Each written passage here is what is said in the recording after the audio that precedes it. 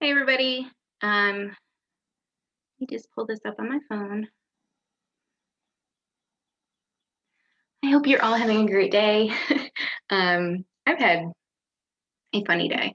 So sorry to those of you who wanted to join us at noon today. Um, that was my intention. Some work stuff happened and I had to move things around. For those of you who don't know, I do work full time, but it is very flexible. I work from home and I'm able to really do a lot of things like this during the day. Um, and the reason why I still have a full time job is because my company is going through a merger, and I've agreed to stay on to help them integrate the teams. And that I don't really have an end date for that. I'm hoping the end of the year, but it might be next year. But anyway, fingers crossed for that. Sorry, I keep kicking my desk. I'm a little wobbly. All right. So today we are going to be talking about how to batch your work. I do have slides to share, which is the first time I've shared slides since last year. So it was actually kind of fun to throw together some slides for you guys and get creative in that way. So here we go.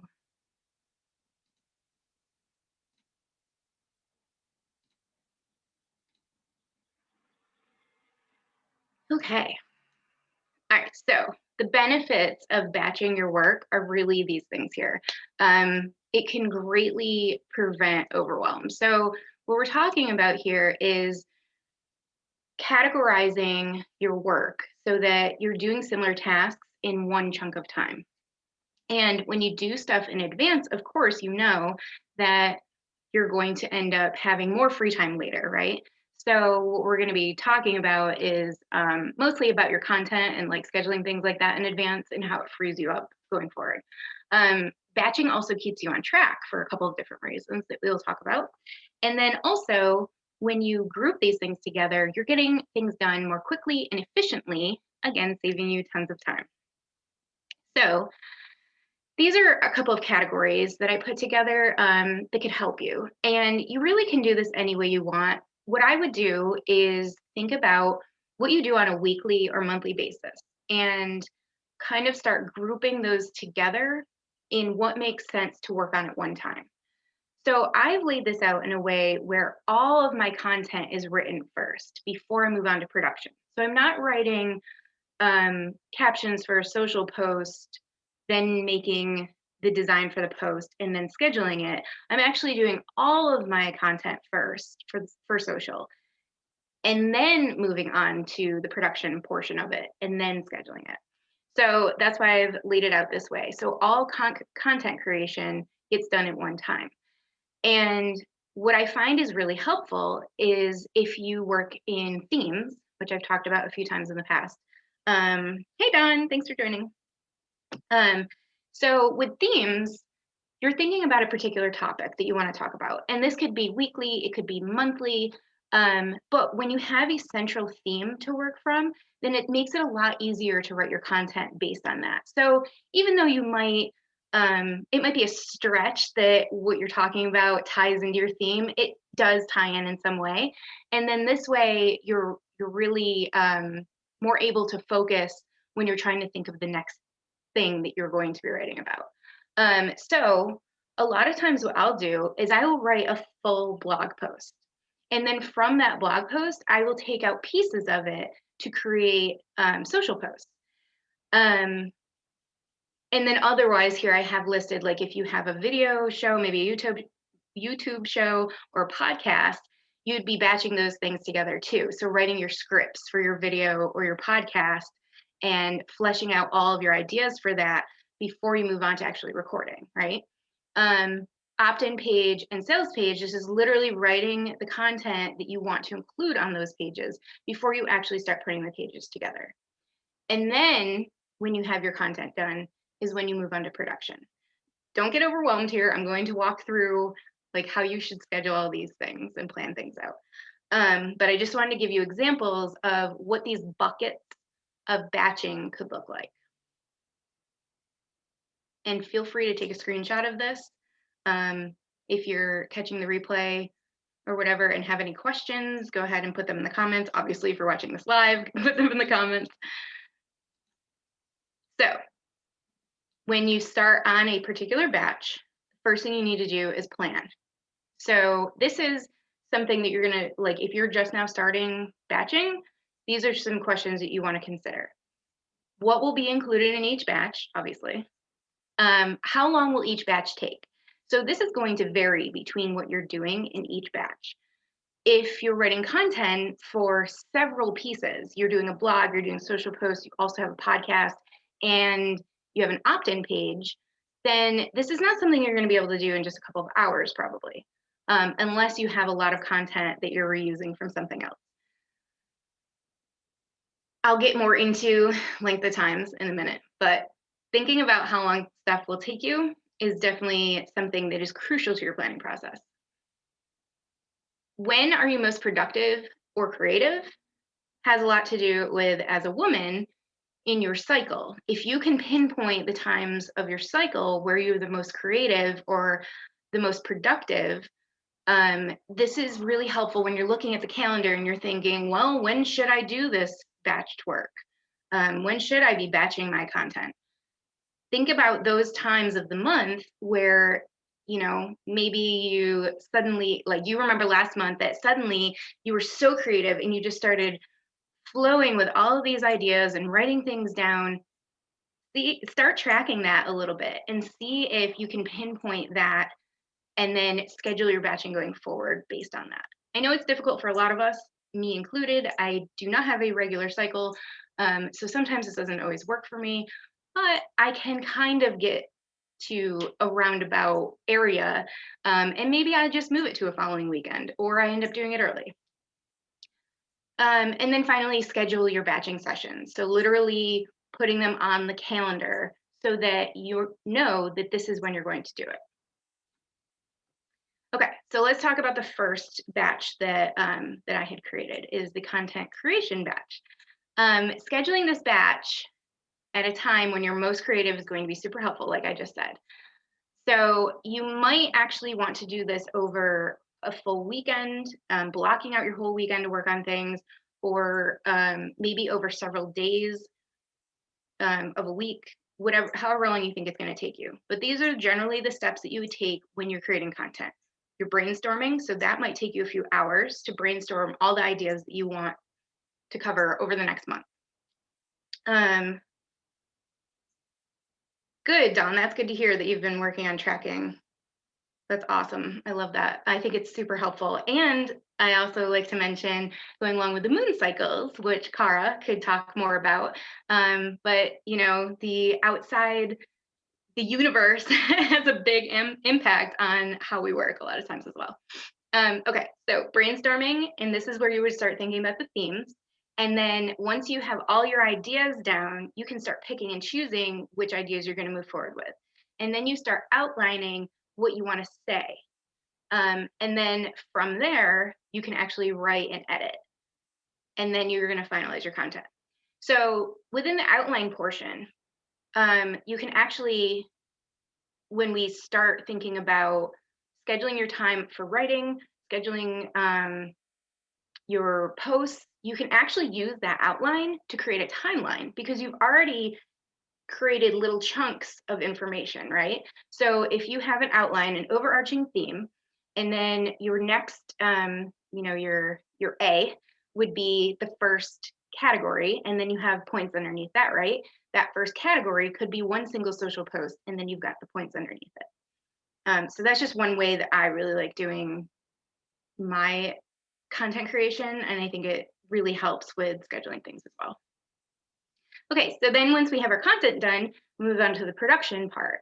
And very, very important, do not move on to production until your content is finalized.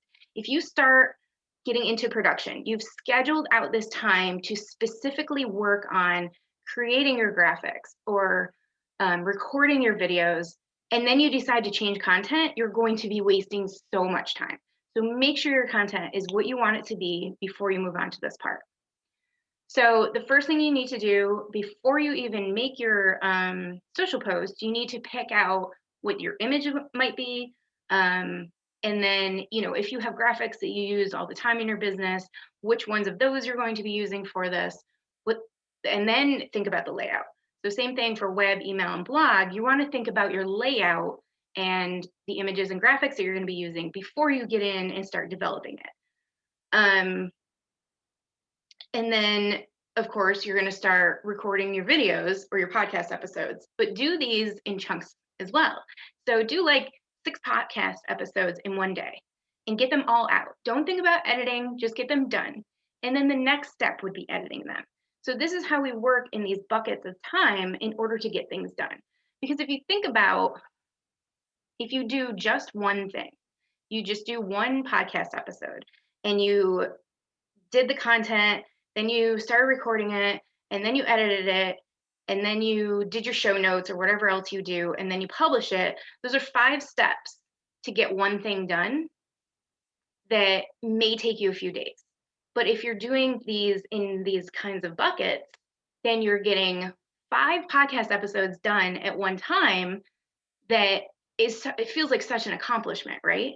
So I think that's why this works really well. Instead of doing them more linearly, we do them in the buckets, and it's actually called waterfall in project management. But then this way, you're actually crossing things off more, and you're getting whole list of things done in chunks of time. And again, written content should be edited in the content creation batch. I obviously think this is very important since I mentioned it 3 times. Okay, so then the last bucket that I had on the examples slide was the admin batch. So this is anything that technically a VA could probably do for you, but what I like to do is go back through everything because I may have done stuff out of order. So start organizing things by theme. And what I mean by out of order is by category. So reorganize everything so that it goes by theme. So if you have a central theme and you've got a couple of social posts for it, you have a blog post for it, an email that's going to go out that's about that theme, and then maybe a YouTube video that's about that theme. Put those together.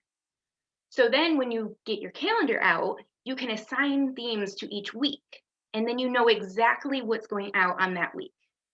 And then you're going to schedule all that pre-produced content to go live, so to actually be published. But at that time, you're also going to be creating the events like in your Facebook group if you're going to be going live about that particular theme that week as well.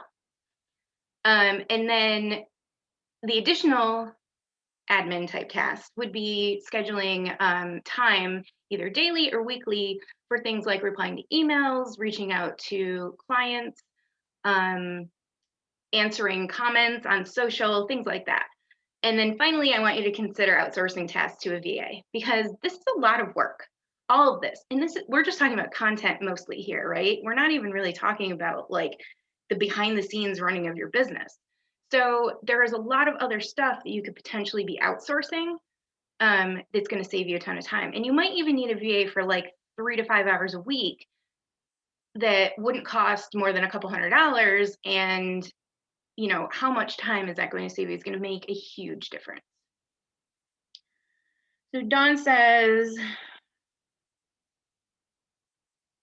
moon cycles work well. Yep.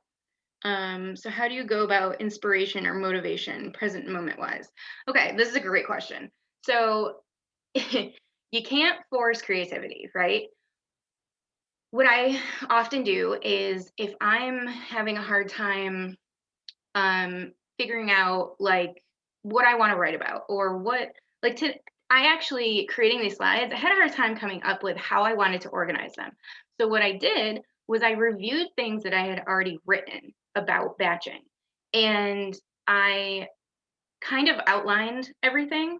So then once I looked at this outline, I could see exactly, okay, this makes sense to put on this slide. Like the slide with the categories, that made a lot of sense to me to put those in buckets like that. Like it actually almost made a graphic that had buckets, but I didn't have time for that.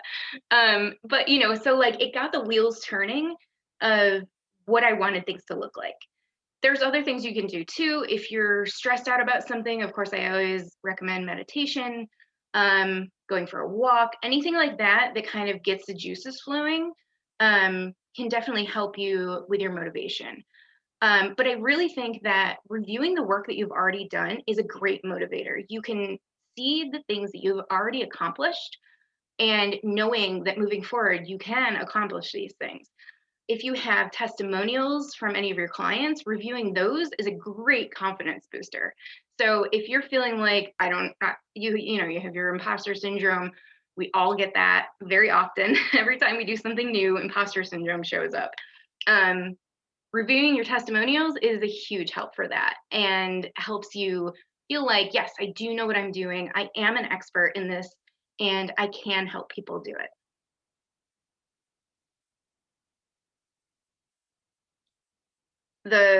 Are you talking about the priority infographic? Like what did I even call that? how to how to choose your priorities or something. I can't remember what I called that infographic. Yes, repurposing, exactly. So if you have content that you're repurposing, or I mean, if you have content that you've already written in the past, you can use pieces of that to write something new. Or, if you're just talking about your caption on social media, you've used an image or a graphic and you've got a caption.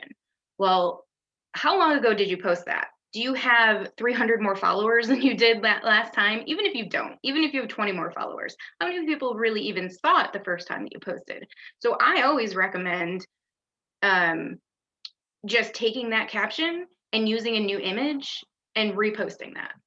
And maybe using new hashtags as well and seeing how much further you can get with that same post.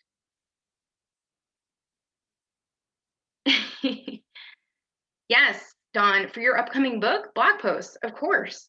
I mean, how many people have you heard that have actually, their book is their post or articles that they've written? It's a compilation of those things. So if you've written a whole bunch of blog posts around the same basic subject, like Dawn for finance, then of course you can repurpose all of your blogs to fit into your book.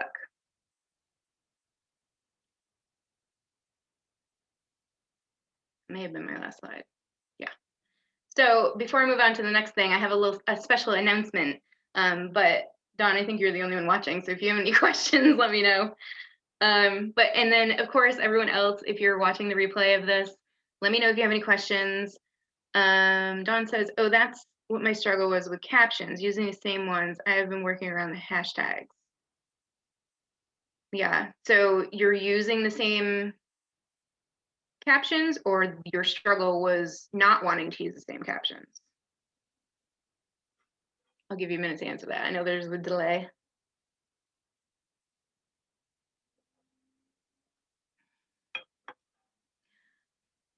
While Dawn is responding to me, let me tell you about this challenge that we're going to be doing. However, I will say that I'm not a big fan of challenges, so I'm calling this one a challenge because I am all about the easygoing business, right? So we are going to do a visibility challenge starting March 22nd, and we're going to get really deep in consistency and becoming visible online so that you can attract the right clients. I'm really excited to do this challenge, and I hope that it really helps a lot of you either start posting, just your regular social posts, maybe doing reels, definitely going live. I'm super excited about this. I have tons of tips for you guys, and I really hope you join me. More information will be coming out about this soon, but I definitely needed to announce this week because it starts in just a week and a half. Oh, okay, Dawn said she was not using the same captions. That makes sense. Yeah. I mean, you don't have to if you can come up with new content all the time, but pulling pieces out of your old captions can definitely be helpful. Well, Dawn, you can do this from the beach. I'm actually going to the beach the week after that, and that's why I chose this week to do it. All right, so it's still so new that I don't even have an opt-in page for it yet. So since I am doing it in the Facebook group, you guys who are already in the group don't really need an opt-in page. But if you'd like to be on my email list and you're not yet, then you're welcome to join that. So that's it for me. I guess feel like there was one more thing that I wanted to say, but guess not. But if you guys have any questions, just like I said, put them in the comments. I do not care if you say hashtag replay. I'm going to see it either way, and I will come in and answer your questions. Challenge, yes, challenge. I love it. Shout out to Kirsty for giving me the idea for challenge. All right, thank you guys so much, and I will see you soon.